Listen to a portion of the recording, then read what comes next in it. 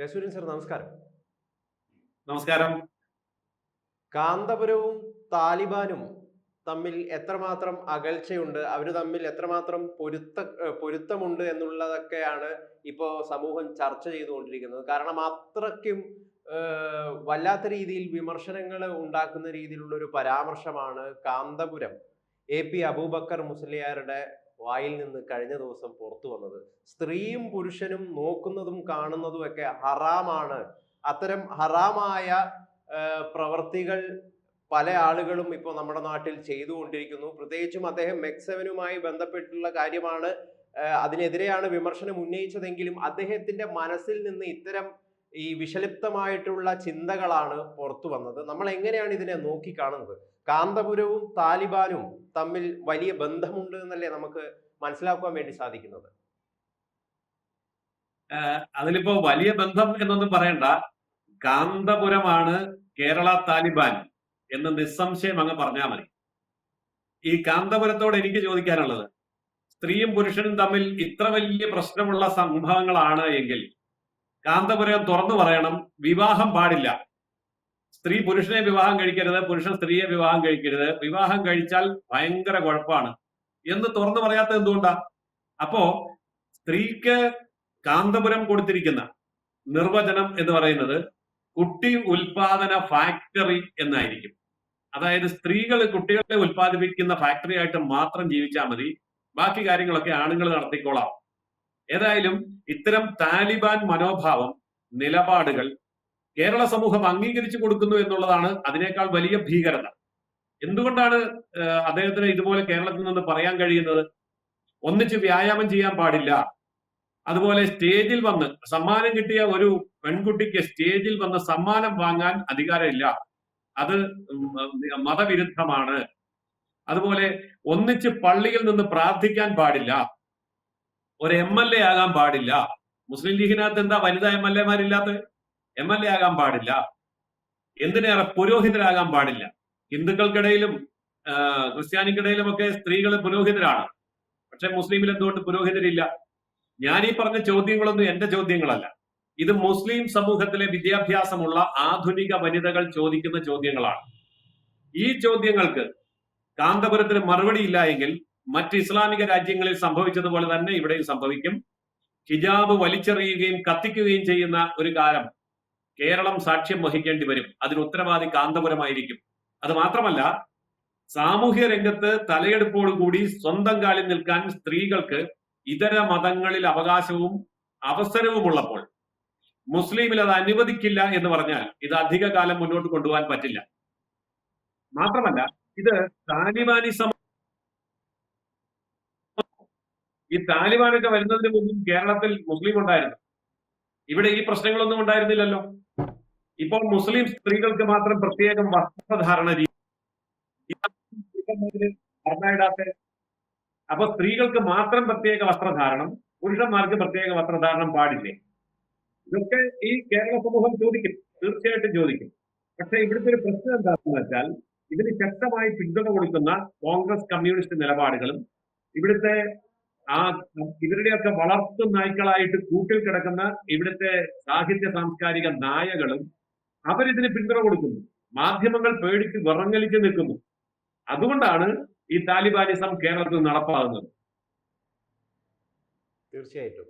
എന്തായാലും ഈ കാന്തപുരം ഈ അബൂബക്കർ മുസ്ലിയാർ പ്രോ CPIM നിലപാടുള്ളൊരു വ്യക്തിയാണ്.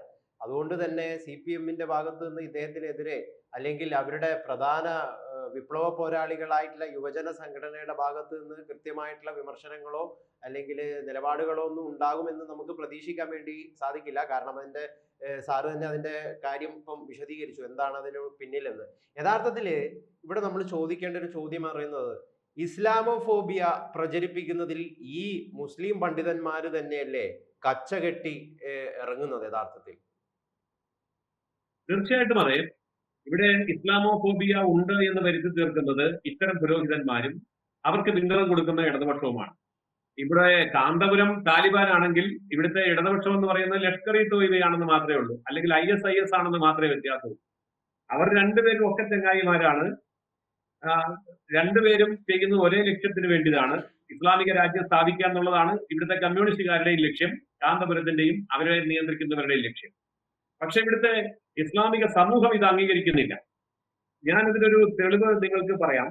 അതായത് മലപ്പുറം ജില്ല നിങ്ങളൊന്ന് ശ്രദ്ധിക്കുക. മുസ്ലിങ്ങൾ ഏറ്റവും കൂടുതൽ തിങ്ങിപ്പാർക്കുന്ന മലപ്പുറം ജില്ലയിൽ അവിടെ ഒരു 30 വയസ്സിന് താഴെ പ്രായമുള്ള മുസ്ലിം പെൺകുട്ടികൾ അവരുടെ വസ്ത്രധാരണത്തിൽ പതുക്കെ പതുക്കെ മാറ്റം വരുത്തി തുടങ്ങിയിരിക്കുന്നു.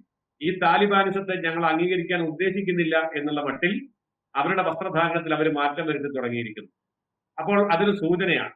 അതുപോലെ തന്നെ വ്യായാമം, യോഗ, ധ്യാനം പോലെയുള്ള കാര്യങ്ങളിലേക്ക് ഇസ്ലാമിലെ എഡ്യൂക്കേറ്റഡ് ആയിട്ടുള്ള പെൺകുട്ടികൾ വളരെയേറെ ആകൃഷ്ടരായിരിക്കുന്നു. അതും നമ്മൾ ശ്രദ്ധിക്കേണ്ട കാര്യമാണ്. ബിസിനസ്സിലേക്കും ഇൻഡസ്ട്രിയിലേക്കും അതുപോലെ സർക്കാർ ജോലികളിലേക്കും ഇവർ ധാരാളമായിട്ട് വന്നിരിക്കുന്നു. പക്ഷേ 25,000 രൂപയുടെ ചുരിദാർ മേടിച്ചിട്ടിട്ട് അതിനു മുകളിൽ ലക്ഷക്കണക്കിന് രൂപയുടെ ആഭരണങ്ങൾ അണിഞ്ഞിട്ട് ഏറ്റവും അവസാനം ഇതെല്ലാം ഒരു കറുത്ത തുണി കൊണ്ട് മൂടി നടക്കുന്നത് തല പോകുമെന്ന് പേടിച്ചിട്ട് മാത്രമാണ്. അപ്പോൾ അത്ര ഭീകരമായ ഒരു സംസ്ഥാനത്തിലാണ് നമ്മൾ ജീവിക്കുന്നത്. ഞാൻ ചോദിക്കട്ടെ, 30 കൊല്ലം മുമ്പ്, കേവലം 30 കൊല്ലം മുമ്പ് ഇതുപോലെ ഒരു വേഷവിധാനം കേരളത്തിലെ സ്ത്രീകൾക്ക്, മുസ്ലിം സ്ത്രീകൾക്ക് കാണിക്കാൻ പറ്റുമോ? അന്ന് ജീവിച്ചവരൊന്നും മുസ്ലിങ്ങളല്ലേ? അന്ന് ഇവിടെയുള്ളവരൊന്നും സ്വർഗത്തിൽ പോവില്ലേ? അപ്പോൾ ഇത്തരം ചോദ്യങ്ങൾ ഇവിടുത്തെ മുസ്ലിങ്ങളെ യുവാക്കൾ ഇപ്പോൾ ചോദിക്കുകയാണ്. 30-40 കൊല്ലം മുമ്പ് കേരളത്തിലുണ്ടായ ഞങ്ങളെയൊക്കെ പെറ്റു വളർത്തിയ ഞങ്ങളുടെ ഉമ്മമാരുടെ ഉമ്മമാരും സ്വർഗത്തിൽ പോവില്ലേ എന്ന് ചോദിക്കുന്ന പുതിയ തലമുറ വന്നിരിക്കുന്നു. അപ്പോൾ അതുകൊണ്ട് തീർച്ചയായിട്ടും ഇതൊരു പരിവർത്തനത്തിന്റെ തുടക്കമാണ്. ഏറെ വിളഞ്ഞാൽ വലിയ ആപത്തുണ്ടാവും. അതുകൊണ്ട് ഈ തീവ്രവാദം ഇവിടെ ശക്തമായി മുന്നോട്ട് വന്നാലും, അതിനെ ഇടത് വലത് മുന്നണികൾ എത്രമാത്രം പിന്തുണച്ചാലും, അതിനിവിടുത്തെ സാംസ്കാരിക നായകൾ അതിനെത്ര കാവൽ നിന്നാലും, ഇവിടുത്തെ ഇസ്ലാമിക സമൂഹത്തിന്റെ ഉള്ളിൽ വമ്പൻ പൊട്ടിത്തെറി ഉണ്ടാകാൻ പോവുകയാണ്. വിദ്യാഭ്യാസമുള്ള ആൺകുട്ടികളും പെൺകുട്ടികളും ഇതിനെതിരെ പ്രതികരിക്കും. ഒരു വലിയ വിപ്ലവം കേരളത്തിൽ നമുക്ക് കാണാൻ സാധിക്കും. അതിന്റെ തുടക്കമാണ് കാന്തപുരത്തിന്റെ ജൽപ്പനങ്ങൾ എന്ന് മാത്രമേ പറയാനുള്ളൂ. ഈ കാന്തപുരം വിഭാഗം, ഈ സമസ്തയുടെ ഈ ഒരു വിഭാഗം കേരളത്തിലെ വലിയൊരു മുസ്ലിം സമൂഹത്തെ പ്രതിനിധീകരിക്കുന്ന ഒരു സംഘടനയാണ്. ഒരുപാട് മഹല്ലുകളും അതോടൊപ്പം തന്നെ ഒരുപാട് മദ്രസകളൊക്കെ ഇവരുടെ ഒരു നേതൃത്വത്തിന്റെ കീഴിലാണ്. അപ്പൊ തീർച്ചയായിട്ടും ചെറിയൊരു ന്യൂനപക്ഷം ഇതിനെ എതിർക്കുന്നുണ്ടെങ്കിലും വലിയൊരു ഭൂരിപക്ഷം ഇവരുടെ ചൊൽപ്പടിയിൽ തന്നെയല്ലേ, ഇവരുടെ ഈ ഒരു ചിന്തകളുടെ സ്വാധീനത്തിൽ തന്നെയല്ലേ അവരൊക്കെ പ്രവർത്തിക്കുന്നുണ്ടാവുക? ചിന്തകളുടെ സ്വാധീനത്തിലല്ല, ഭയത്തിലാണ്. ചിന്തകൾ അവരെ സ്വാധീനിക്കുന്നില്ല. അതുകൊണ്ടാണല്ലോ പ്രതികരണങ്ങൾ ഉണ്ടാവുന്നത്. പക്ഷെ ഭയപ്പെടുത്തിയാൽ തീർച്ചയായിട്ടും നടക്കും. ഇപ്പോൾ ഒരൊറ്റ ഉദാഹരണം പറയാം. കേരളത്തിൽ ഹർത്താൽ നടക്കുന്നു. ഹർത്താൽ നടത്തുന്നവർ എത്രയോ ചെറിയ മൈക്രോ മൈനോറിറ്റിയാണ്. കൂടി വന്നാൽ കേരളം മൊത്തം ഹർത്താൽ നടത്താൻ 1000 പേര് മതി. ഇവിടുത്തെ 2.5 കോടി ജനങ്ങളും പുറത്തിറങ്ങാതെ വീട് കൂട്ടി കട കൂട്ടിയിരുന്നു. ഒരൊറ്റ വാഹനം നിരത്തിലിറങ്ങില്ല. എത്ര ശതമാനം പേരാ ഇതിനെ എതിർക്കുന്നത്? 10,000 പേര് വഴിയിലിറങ്ങിയാൽ മാത്രം മതി, കേരളം സ്തംഭിക്കും. എന്ന് പറഞ്ഞതുപോലെ വളരെ മൈക്രോസ്കോപ്പിക് മൈനോറിറ്റി ആയിട്ടുള്ള ഭീകരവാദികളാണ് ഇസ്ലാമിക സമൂഹത്തിനെ തടവിലിട്ടിരിക്കുന്നത്. ഭയപ്പെടുത്തി പേടിപ്പിച്ചിട്ടാണ് നിർത്തിയിരിക്കുന്നത്. ആ പേടി കൊണ്ടാണ് ഇതൊക്കെ നടക്കുന്നത്, സ്വാധീനം കൊണ്ടല്ല.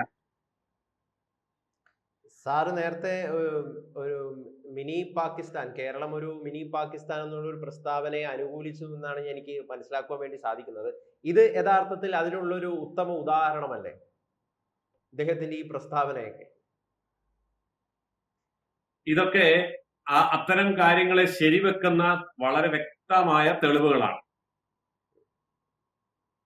ഓക്കെ, എന്തായാലും സാറ് തുടക്കത്തിലും പിന്നീടും ഒക്കെ പറഞ്ഞ പോലെ മുസ്ലിം സമുദായത്തിലെ വളരെ ചെറിയ ഒരു ന്യൂനപക്ഷ ആളുകളാണ് ഇത്തരം ചിന്താഗതികളും ഭയപ്പെടുത്തലോടും കൂടി അവരെ കീഴ്പ്പെടുത്താനൊക്കെ ശ്രമിക്കുന്നത്. എന്നാൽ അതിനെതിരെ കൃത്യമായിട്ടുള്ള വിമർശനങ്ങളും അതോടൊപ്പം തന്നെ പ്രതിഷേധങ്ങളും ഒക്കെ അവരുടെ ഭാഗത്ത് നിന്ന് തന്നെ രംഗത്ത് വരുന്നുണ്ട്. പക്ഷെ സങ്കടകരം എന്തെന്ന് പറയുന്നത്, ഇവിടെ പുരോഗമനം പറഞ്ഞ് നടിക്കുന്ന പല യുവജന സംഘടനകളും ഇത്തരം പ്രസ്താവനകൾക്കെതിരെ പ്രതിഷേധം അറിയിച്ചുകൊണ്ട് രംഗത്ത് വരുന്നില്ല എന്നത് തന്നെയാണ്. എന്തായാലും കേരളത്തിലെ വലിയൊരു സമൂഹം ഇത്തരം ജൽപ്പനങ്ങളെ, ഇത്തരം പ്രസ്താവനകളെ തീർച്ചയായിട്ടും തള്ളിക്കളയും എന്ന് തന്നെയാണ് നമുക്ക് മനസ്സിലാക്കാൻ വേണ്ടി സാധിക്കുന്നത്. എന്തായാലും ചർച്ചയിൽ പങ്കെടുത്തതിന് വളരെയധികം നന്ദി സാർ. കൂടുതൽ വാർത്തകളും വിശേഷങ്ങളും നിങ്ങളിലേക്ക് എത്താൻ ABC മലയാളം സബ്സ്ക്രൈബ് ചെയ്യുക, ബെൽ ബട്ടണും അമർത്തുക.